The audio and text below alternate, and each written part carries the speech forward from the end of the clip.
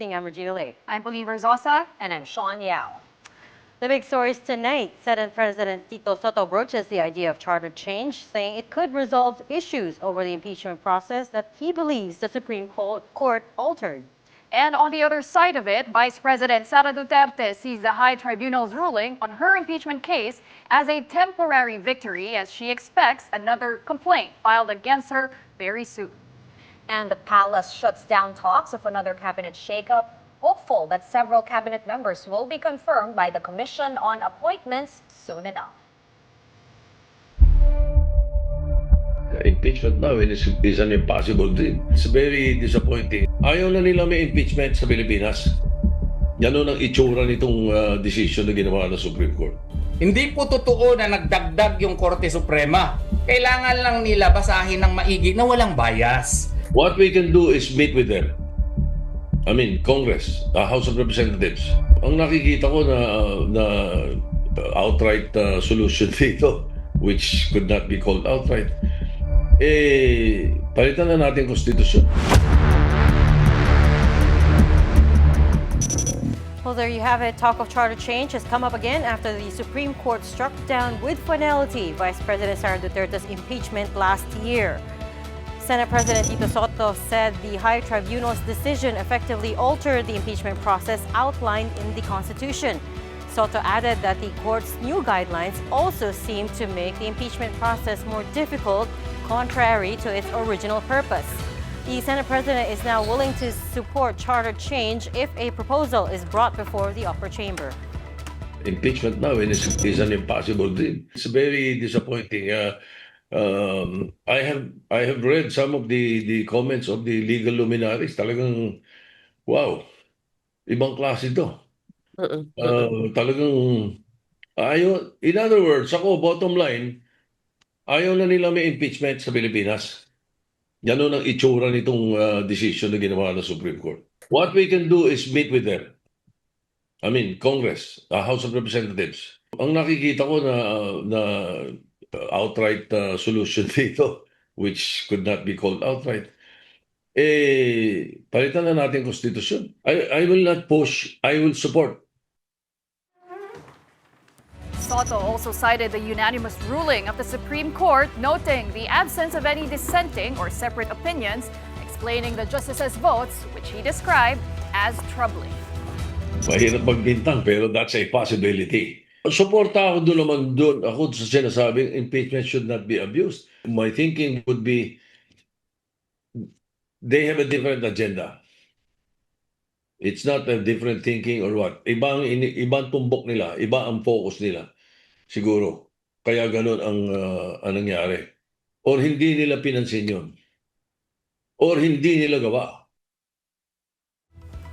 Attorney Israelito Torion, one of the petitioners against the impeachment of VP Duterte, begs to disagree. For him, the High Court did not change nor add anything to the rules on impeachment. Hindi po totoo na nagdagdag yung Korte Suprema. Kailangan lang nila basahin ng maigi na walang bias. Na kailangan na maging objective kasi it is already in accordance or stated in the rules of procedure of the House of Representatives. Matagal ko na yung ina-argue na walang dinagdag. Maski anong duda natin na nabayaran sila, huwag nating sabihin yan. Kasi mali yan, wala tayong ebidensya niyan. Senate President pro tempore Panfilo Lacson, however, had a different take. In a statement, Lacson said, and I quote, "Agree or disagree, right or wrong, just or unjust, faultless or defective, we must accept and respect the SC ruling on the unconstitutionality of VP Sara Duterte's impeachment case. They are not called the gods of Padre Faura for nothing.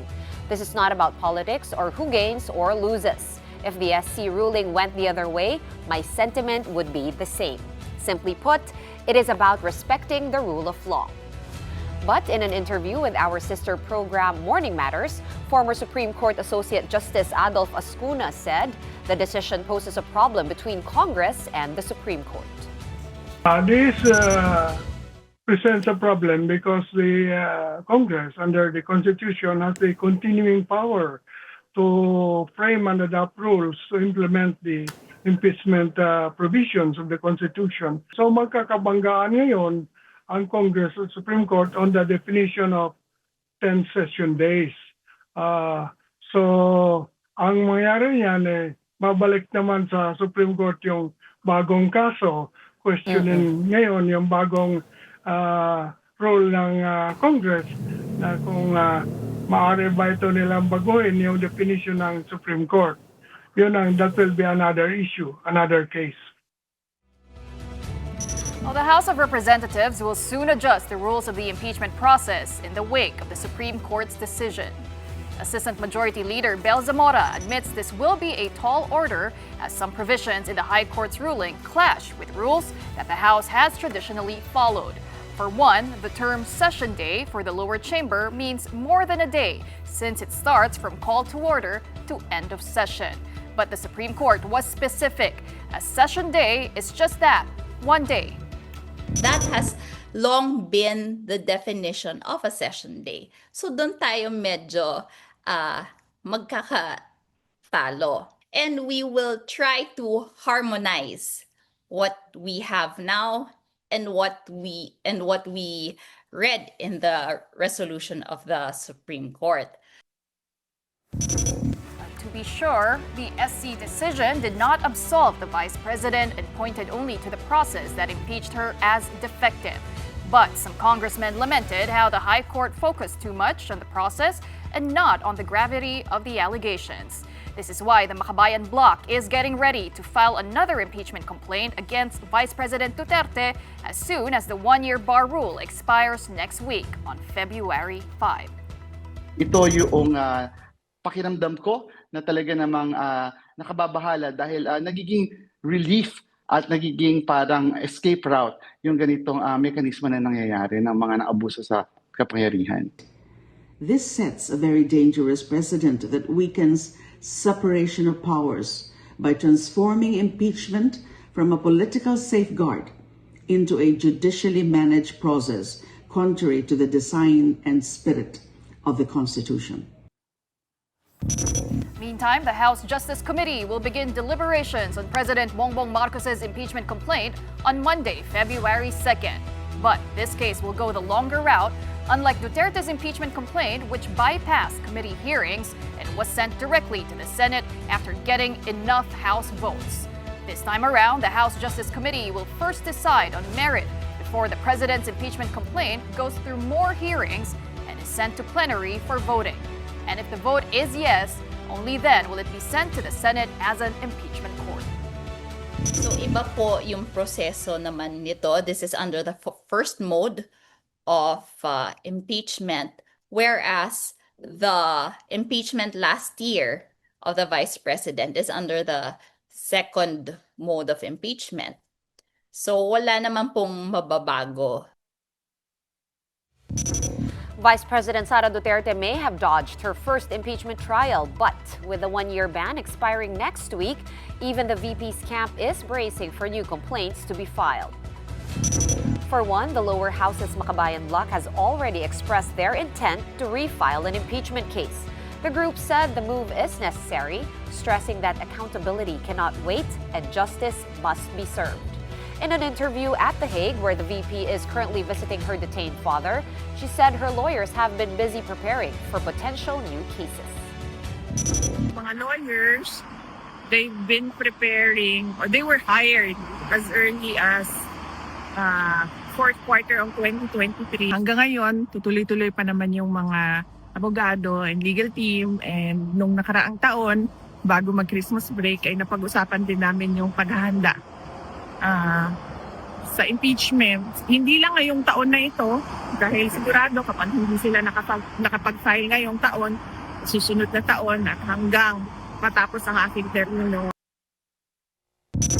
Actually, potential impeachment complaints against VP Duterte need not wait for February 6. In the Supreme Court's ruling in July 2025 declaring the Duterte impeachment unconstitutional, the tribunal said that new complaints against Duterte could only be filed starting February 6 of 2026, or 1 year after the fourth complaint against her was transmitted to the Senate. But in its decision yesterday denying the House's appeal, the court clarified that the one-year ban was actually triggered on January 14 of 2025. And that's the date when the first 3 complaints were supposed to have been placed in the House agenda within 10 session days. And since January 14 this year has already passed, technically, new impeachment complaints can now be filed against the Vice President. Well, again, the Makabayan Bloc says it's ready to file a new impeachment complaint against the Vice President. And joining us tonight to talk about this is ACT Teachers Party List Representative Congressman Antonio Tinio. Good evening, sir. Thanks for joining us on The Big Story. Hi, good evening, Regina, Shawn, and Pauline. Thank you for having me here. Thank you for joining us. Well, the logical first place to start is to ask you for your reaction to the Supreme Court decision yesterday denying with finality the VP Sara Duterte's impeachment and calling it unconstitutional. I mean, I can imagine you're hugely disappointed by that decision, but let's try to get into the specifics here. What about the ruling were you most upset by? Of course, disappointed, dismayed, even angry with the decision. Okay, why? The Senate President said impeachment is now an impossible dream. My take on that is impeachment will be impossible if the Supreme Court keeps intervening in impeachment and keeps changing the rules. So this is what has happened here, is that even from decision to decision, they changed the rules among themselves. So the original decision that barred the impeachment trial said, for example, that supposedly on February 5, the one-year bar would lapse, okay, because they cited a particular reason their inaction of Congress is what triggers the one-year bar. But now in the motion for reconsideration, they changed their interpretation of rules, or they made up another rule and says, no, actually, session day means calendar days. Therefore, the reckoning date will be different. And now, as you just mentioned in your report, January 14 will be the time when the one-year bar lapses. So this is ridiculous. This is absurd that the Supreme Court comes in and changes the rules, arbitrarily, seemingly, okay? It should be emphasized how absurd the situation is, that supposedly that original decision was a unanimous decision. Everyone agreed on it. And the reaction to that decision was almost universally that the Supreme Court overreached, went beyond the Constitution by requiring so many additional processes for the second mode, which is supposed to be a fast-track mode, practically requiring another set of hearings before the articles of impeachment could be fast-tracked. So in this motion for the justices unanimously agreed on that, and yet in this motion for reconsideration, they basically backed off from that and said, no, actually, we don't need sui generis. This impeachment is sui generis, so that's no longer required. But yet they were still able to find a new reason, or come up with a new reason, to declare the impeachment trial unconstitutional. In this case, I was listening to the report. One attorney was saying, wala naman daw dinagdag sa konstitusyon ang Supreme Court with this decision. I beg to differ, they did. And this has to do with initiation of a complaint. According to this new ruling, an impeachment proceeding is initiated, de facto initiated, when the Speaker fails to act on an impeachment complaint in a timely manner, when the Speaker fails to include the complaint in the order of business within 10 Yeah. session days, understood as calendar days. No, so that is something new. No, that initiation, the Constitution says no impeachment proceeding Yeah. shall be initiated against the same official more than once within a period of 1 year. Initiation is an act of Congress.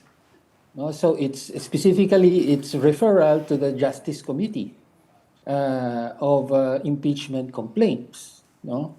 And yet, here, the Supreme Court in this decision is imposing a new rule and saying, well, it's also initiated if the Speaker fails to act in a timely manner, which is simply absurd. So the bottom line here is that the Supreme Court backed off from its earlier unacceptable decision, but yet found another way, and in another unacceptable and illogical ruling, found another way to scuttle the impeachment trial against the Vice President. Well, one of your colleagues, Congressman Terry Redon, actually said in a tweet, quite lengthy tweet, but essentially he said that this is actually more constitutionally workable. He said the most restrictive due process requirements in the first ruling were done without in this second ruling, the final one. What are your thoughts? Do you agree with at least that part of it? I agree with that. No, the Supreme Court, in that, as I said, unanimously imposed that ruling that there should be due process in the fast track mode. It seems they themselves realized this is totally untenable and beyond what the text of the Constitution requires of the fast track mode. So they backed off from that. So they supposedly they say if it's a unanimous decision, a reconsideration is almost impossible. But in this case, there was a unanimous decision and now a unanimous reversal. So I'm just highlighting the absurdity of what has happened here. And however, as I said, this Supreme Court has found a new way to go beyond the Constitution by practically redefining initiation of an impeachment complaint.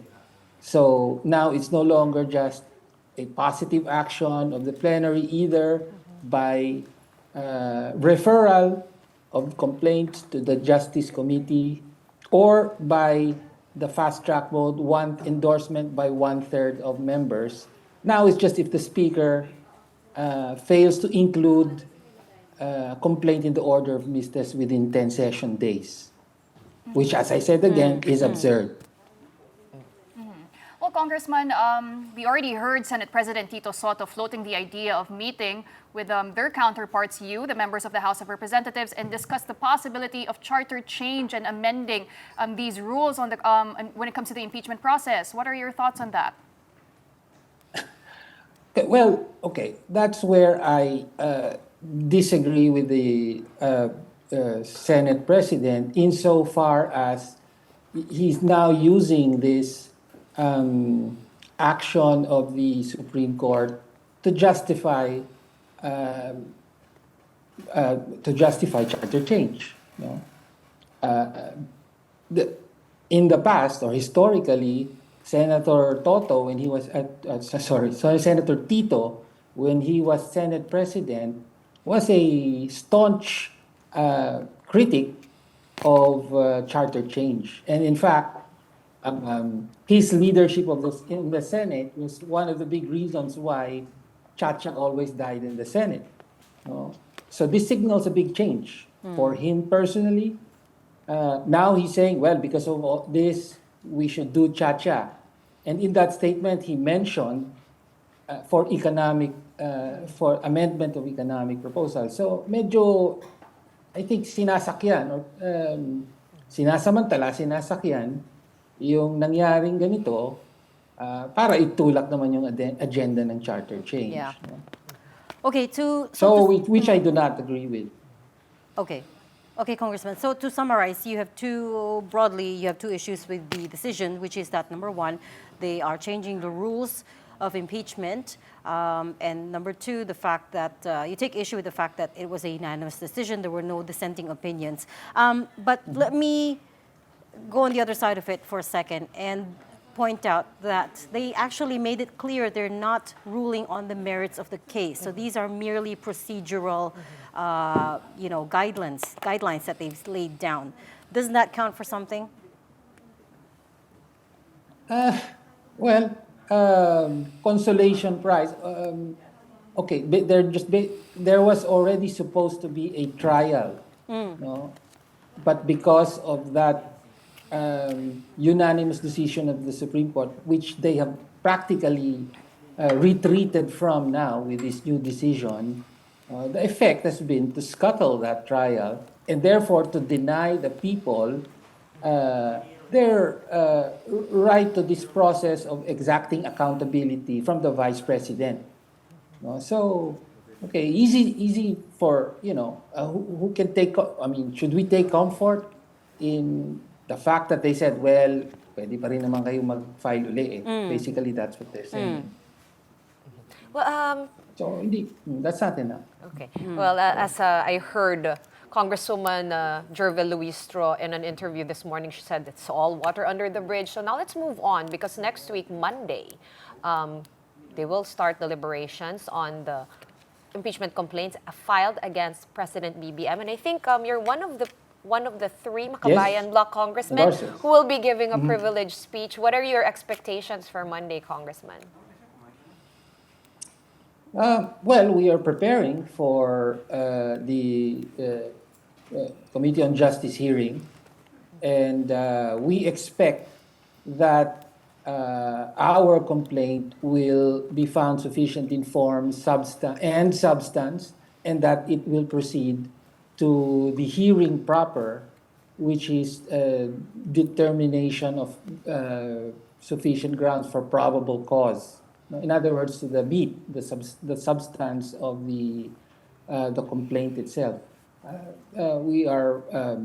Our complaint is grounded on the truth, which is that the president had and has direct knowledge of the unprecedented, widespread, and systemic and centralized plunder of public funds through the flood control scam. He knew about it, he directly participated in it, and he directly benefited from it. So we are fully confident in that, and so we expect that this impeachment, the hearing of the Committee on Justice will proceed on to the end and not be prematurely ended in the early stages.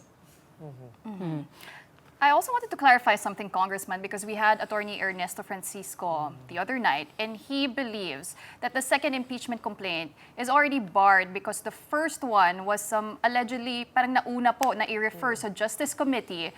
Maybe you'd like to clarify that, Congressman, because that would mean that your impeachment complaint is already under the rule, the one-year bar rule.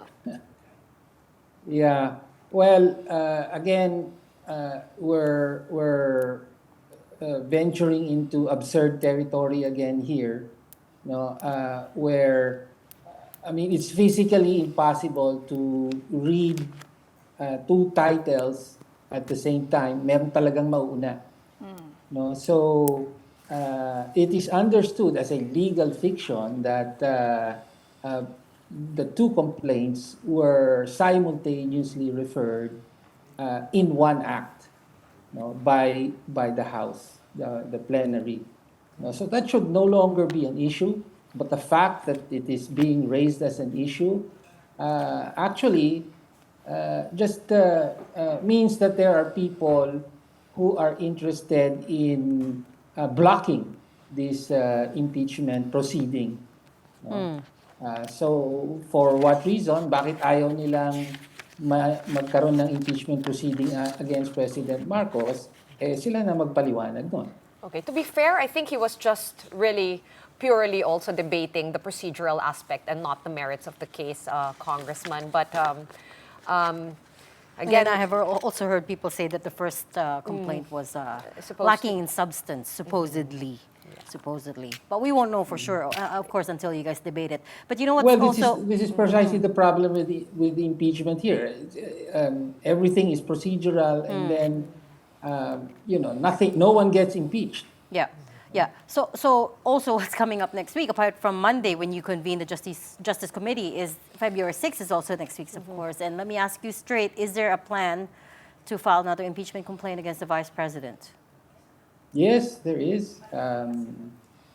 The complainants whom we will endorse, whose complaint we will endorse, they're ready and will file shortly.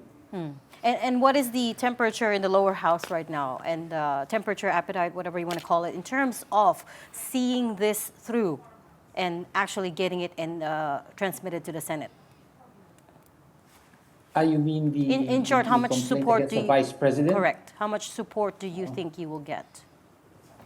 We expect that since the composition of the current Congress is not that different from the previous one, that those who endorsed, or at least a majority of those who endorsed the complaint in the 19th Congress should also endorse this complaint. No? So, well, maybe that's a challenge to them. No? Wala namang pinag-iba pa yung complaint, nananatili yung mga batayan. You endorsed before, you should endorse again this time around. Except, of course, some may already be thinking about their 2028 prospects. And some naman, we hear, are a little bit more afraid now because of what they've seen the Supreme Court do. Yeah. But Well, you haven't gone around to will canvass the have to- numbers, for instance. We've been, of course we have. So, the impeachment is a political process, it's a public process. So in the end, lahat ng mga actors dito huhusgahan ng publiko. A quick question, Congressman. Is there any talk amongst you guys in the lower house to amend the House rules? Because I think some House rules might have to be amended in order to comply with the final ruling of the Supreme Court. I think tama yung sinasabi, no, that impeachment is a constitutional mandate of Congress, specifically the House of Representatives, and they have the prerogative to make their own rules. No? I think may problema kapag after every challenge, the Supreme Court rules, and then you have to change the rules again. No? So, I am not part of the committee that is deliberating on the new rules of the House. Right now, the House is working on, has merely adopted the rules from the previous Congress. But, the House should take a stand that it is a co-equal branch and it makes its own rules, including on impeachment. Okay. Fair enough. We'll leave that there, but thank you so much for talking to us tonight. ACT Teachers Party List Representative Congressman Antonio Tinio. We're just going to take a quick break, but coming up, former TV host Mariel Rodriguez believes critics do not deserve her husband, and so Senator Robin Hood Padilla will no longer seek public office come 2028. The details of that story and more when we return. Keep it here on One News.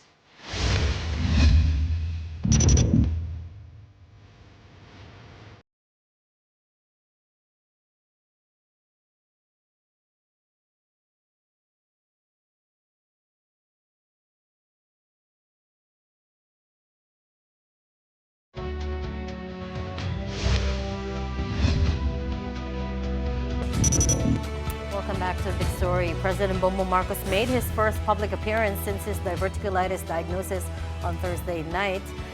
And this was during the at the ceremonial submission of the EDCOM-2 final report in Malacanang, where he also launched the National Education and Workforce Development Plan 2026 to 2035. On the same day, the President and First Lady Liza Arneta Marcos led the ceremonial handover of the ASEAN Business Advisory Council chairship at the palace. The chief executive also received United States Ambassador to the Philippines, Mary Kay Carlson, in a farewell call marking the end of her diplomatic assignment. Meanwhile, Malacanang expects the National Bureau of Investigation to probe the circulation of a supposedly fake medical document detailing the president's health condition. PNP Chief Jose Nartates Jr. also ordered an investigation into the source. And also just this morning, President Bongbong Marcos presided over an economic briefing with his cabinet. He gave instructions to expedite the implementation of infrastructure projects with strict orders for accurate progress reports. News 5's Maricel Halili reports. President Bongbong Marcos is still recuperating from diverticulitis. But according to Malacanang, the chief executive did not want to skip this morning's economic briefing. Palace Press Officer Claire Castro says Mr. Marcos wants to expedite infrastructure projects, especially classrooms. To ensure this, he ordered a monitoring of all government projects with progress reports every 2 weeks. He also warned cabinet officials to not mess this directive up, as this will be tantamount to negligence. Huwag ninyong subukang magbigay ng maling report. Ang sinabi niya, kapag nagkaroon ng report, ayaw niya po na dahil lang sa magkakaroon ng monitoring every 2 weeks, ay maliin ang report o papugiin ang report. The palace is coming up with a mechanism to ensure effective monitoring of infrastructure projects. It also assured that investigations on anomalies will continue, especially those involving flood control projects. Government has not forgotten about the fugitive former Congressman Zaldi Ko. Ko has recently filed a petition asking the Supreme Court to scrap charges against him by the Ombudsman, as these are alleged acts of political vendetta and unproven conspiracy. But the palace says the resigned lawmaker should do one thing first. Umuwi muna siya sa Pilipinas. Castro also insisted on the importance of restitution in this case. But how much should each accused return to public coffers? Castro is leaving this up to the Department of Justice. Nasa kanilang diskresyon kung paano nila masasabi na ang mga naibalik na ay sapat o kulang pa. Dahil ang ating pong nadinig mula sa DOJ, nakakapagbalik, pero it doesn't mean po na yun na po ang final na computation para sa pagbabalik ng mga kickbacks. Ngayon lamang po nagkaroon ng pagbabalik ng kickbacks mula sa iilang sangkot sa korupsyon. Wala sa history. Kung meron man, ako po ay inyong bigyan ng katugunan dito. Pero sa ngayon, ang pagkakaalam natin, wala sa history ng Pilipinas na ang mga nagkaroon ng kickback ay voluntaryong nagsole ng milyones na kanilang nanakaw. So, maganda po ito at ini-encourage pa po ng gobyernong ito na lahat ng nais na magbalik ng kanilang mga kickbacks, ibalik nyo na po. Ito ay para po sa bayan. On another issue, Malacanang addressed concerns over a number of cabinet officials still serving in an acting capacity. There will be no more cabinet shake-ups, the palace's spokesperson says. The chief executive will submit the names of acting secretaries to the Commission on Appointments as soon as possible for confirmation. Among those serving in an acting capacity are Finance Secretary Frederick Go, Budget Secretary Rolando Toledo, Public Works Chief Vince Dizon, Justice Secretary Frederick Vida, and Environment Secretary Popo Lotilla. Natanong po natin ang Pangulo kanina.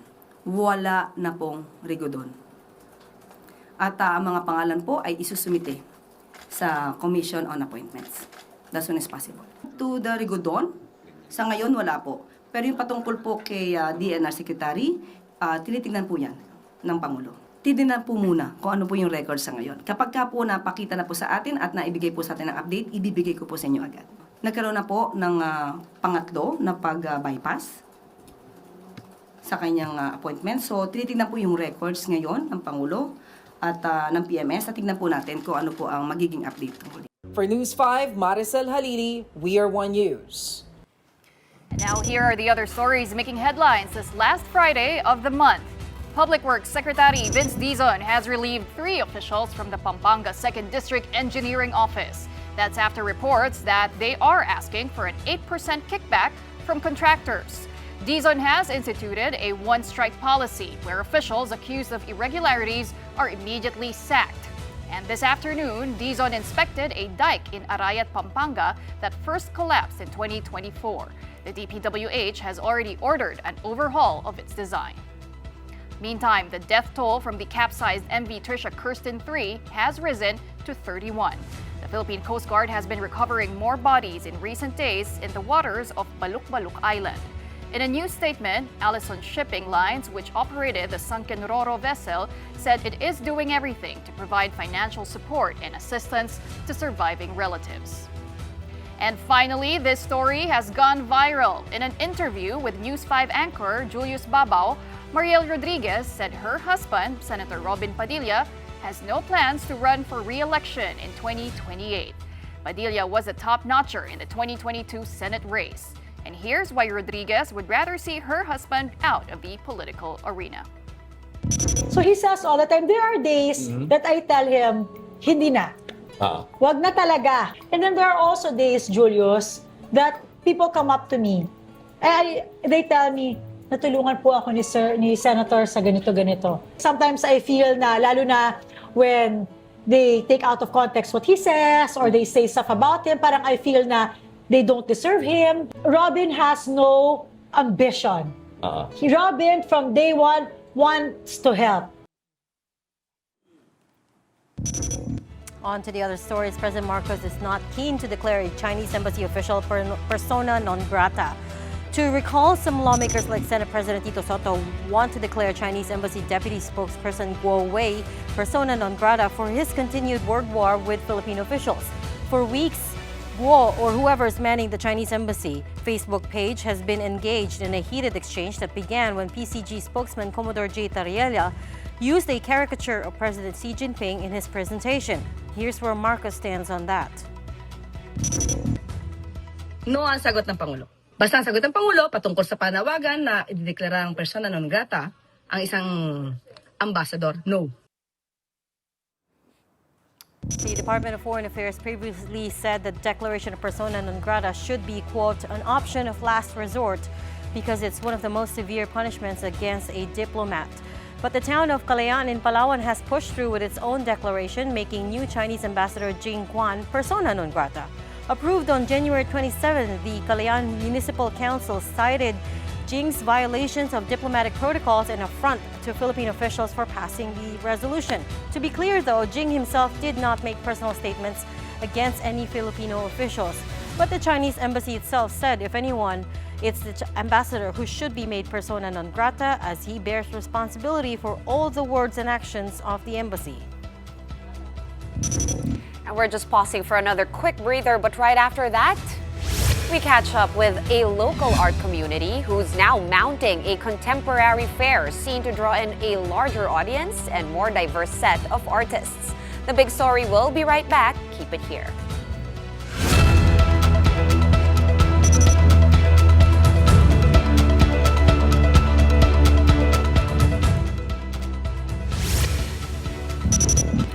Welcome back to The Big Story. A contemporary art fair is back on its 4th edition, and this time in a much larger venue. Alt Art will run from February 12 to 15 with public days from February 13 to 15 at the SMX Convention Center in Pasay. It promises more diverse voices and dynamic programs for a personal and organic experience. Behind this art fair is Alt Collective, which organizes 9 of the country's premier galleries, including Art Informal, Blanc, The Drawing Room, Finale Art File, and Vinyl on Vinyl. This year's Alt Art is the biggest yet, featuring walls spanning 5 meters high and a floor area double the size of its 2024 edition. Right, and joining us tonight to discuss more about alt art are Silvana Ancelotti Diaz. She is the owner of Galleria Duemila, one of the 9 galleries joining the fair, and And alt art Stephanie Frondoso, a curator and an art critic as well. Ladies, welcome to the Big Story. Glad you can join us. Thank you very much. Okay, as you can see, we are surrounded by beautiful art. Oh yeah, perfect. The camera zoomed out. Well, first off, let's talk about what Alt Collective is. Why don't you talk us through both Alt Collective as well as Alt Art? What are you trying to do there? Alt Art is a collaboration among 9 galleries. It's a new format in which all the galleries organize the show from the ground up, from the public talks programs, the layout, instead of having a participation fee and just joining with their artworks. It's a well-rounded collaboration. Are these all local galleries that are joining? All local galleries. All local galleries. And are they all carrying local artists, or it's a combination of both? All local artists. Some are artists that are local, but some are artists that live abroad. And we just decided there are some galleries that would like the diaspora to come to stay here, because once you're abroad, you're completely forgotten in your own nation. And so some galleries carry that. In this way, they can go forward and be recognized by the country. And Steph, you were saying earlier that the difference is that you don't just pay like for a booth and put whatever art. So does that mean you are the master curator of all of this? How does that work? The 9 galleries, they conceptualize together everything from the branding to the selection of artists to the programs, meaning what will be the special features, what will be the special highlights, and even the talks programs, because for the 9 galleries, art education is very important, community building and patronage. So it instead of just simply joining, they have a hand of every detail. And all the artwork is fresh? Yes. Just for this? Well, For this event? No? No, there are certain artists, certain galleries that they do like to present new artists. But like in my gallery is 50 years old, so I have a great selection of paintings that were never even shown before in the country, of artists that were abroad, that we brought them in with many special exhibit. So, because the public has to be really a diversified way of approaching, from the modernist that's going on today to also the classical one or contemporary classical. So there is a very big diversity in the exhibition. And what makes it special this year is that we will have a program where we have a discovery and special exhibition that practically each gallery has 3 sections that are developing. So the public will be faced with multimedia, video, kinetic, sound artists, and different formats. And also there is going to be a lot of special talk, just because we need, since the country, the school does not really educate the public, the children, they start only to a high level of university level. We were hoping that when the class will come at the 12 level, there will be more education on the arts, what has not been happening, because art is everything. From your own fashion, you see, many years ago, fashion was very different from today. So art helps in every factor, in the factor of designing interior, to your makeup, to your chair, to everything that surrounds us. So it's such an important factor, the 5 arts. So I did see this article that said alt art won't just be a parade of objects, but it's going to be a series of conversations. Some are going to be quiet, some are more confrontational. Tell us some of the themes of these conversations that people can expect when they go there. Well, Artists always respond to what is happening in the world. So these art objects are holders of memory, of history, and artists critique what is going on around us. That is some of the many conversations, and limiting it to 9 galleries then gives room for deeper and more meaningful conversations the artists are trying to communicate. Especially today in the country, there are a lot of issues, right? And this issue, many artists are brought into the fore because artists are reflective of the present situation. And These somehow, are recent works. not only in I mean, you know, there are certain work that reflect, like when we were in martial law, you have such a critical time. So The if I same want thing now, we have a very critical time, right? Mm-hmm. You can see in the television that you just showed. So if we So- wanted to forget about all the bad news for a second, we should go to the exhibit. No, I'm kidding. But we're running out of time. But I wanted you to talk us through generally about these pieces that you've decided to show, because you brought more than that, but you have picked these ones out. And I'm wondering why. What are these telling us? These are, okay, mixed media, for example, this work by Christopher Ardenia. What he does is he collects discarded election tarpaulins. Oh, wow. And then he paints over them with elastomeric paint, which is, That's this one. that's that paint. It's paint used for the exteriors for tropical countries like ours. And then he cracks the painting so that you can see clues of what's underneath. So a lot of our artists work with materiality. They question. There's also abstract art, and Like this a collage, this form of different layers. yes, this is I from love this Monica. one. Yeah. Monica, these are acrylic. So she uses acrylic paints not in a traditional way. She'll cut them and she'll dry them, turn them into layers. They're in like sheets now. I can They see become maybe- sheets. Yeah, they become. She makes them become like sheets. I also read somewhere that what you're trying to achieve is for people to appreciate slow art. Slow looking. Slow Yes. slow looking. Because do you feel that lately, I mean, there's been a Philippine art boom, and sometimes, you know, you tend to get the feeling that it's commoditized a bit. You just want to collect sight unseen as long as it's made by this artist or so and so that's really selling. Well, you know, this is okay. There are different kind of collectors. There are collectors that are really, really aficionados in art. They understand art. They are collectors that they know for status symbols because a certain name attracts, attention and is known practically commercially or is a very rarity. So depends of collector. Some are extremely well knowledge and they know the artist, they speak with the artist, there is a personal relationship.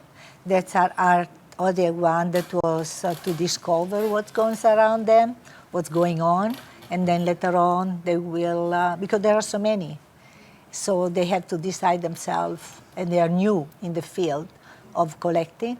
So what do they like? What do they feel? How it will go to their house? You know, it's very important that you live with your artwork, right? No matter what a gallery tells you, at the end of the day, you hang it in your wall, and you have to have a special relationship. It's like music. When you choose music, when you choose book, when you choose all of this, you have to establish that. So when you start to collect, you have to establish your own taste, and it has to grow, because it's like in anything in life, you mature. So you have to establish such. The gallery are there to help you mature in the taste of art.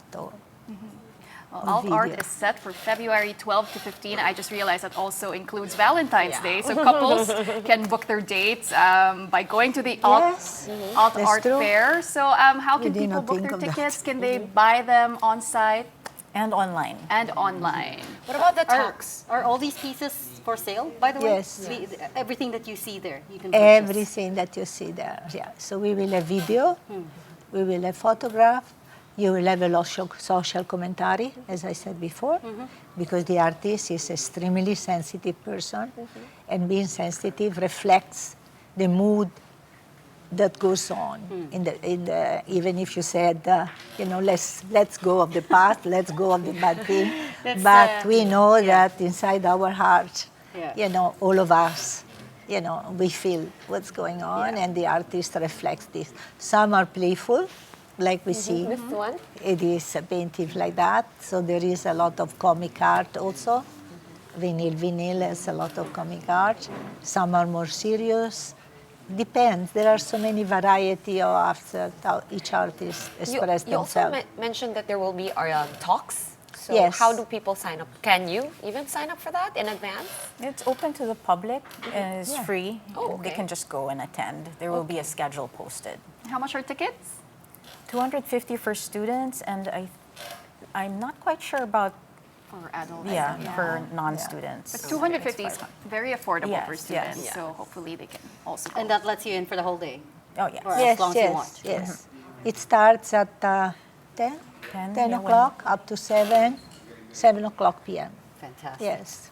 Maybe in Yes, 3 closing, days. like in one sentence, what makes this Alt art. alt art? What makes alt art different from all the other art fairs? Well, first of all, we had 5,000 square meter, and it is not only exhibition. We will have discovery or emerging artists. So these are the potential new visionary of what, and then we have special exhibit. So each gallery has chosen a different artist to show their own vision and the feeling of what's going on, and that is something new that will come that we are presenting. And then San Marcelo is coming out with a series of talk and discussion where the public can co-intervene and discuss. It's a whole experience, it sounds like. Yes, every curiosity that you have about art, you know, it can be discussed there and ask questions. Plus, we are asking the artists to be present there many times. So the client will have also, if they want and they have the courage, because, you know, Filipinos are very shy. Yeah. And many times they look and they don't ask. And the beauty will be instead that they will ask questions because he's the creator. Yeah, so time for the artists to come out of their shell. Well, sounds like a great weekend. Yeah. Yep, all right, and that will do it for it. We're going to leave that conversation there for much. Thank you very much for joining us. That was Silvana Ancelotti Diaz and Stephanie Frondoso. And on that note, that's it for the Big Story this week. Thank you so much for watching. We are back on Monday. That will be February at 8 o'clock p.m. We'll see you then. Kapatid, we are One News, all sides, all the time. Have a good night. Thanks for watching.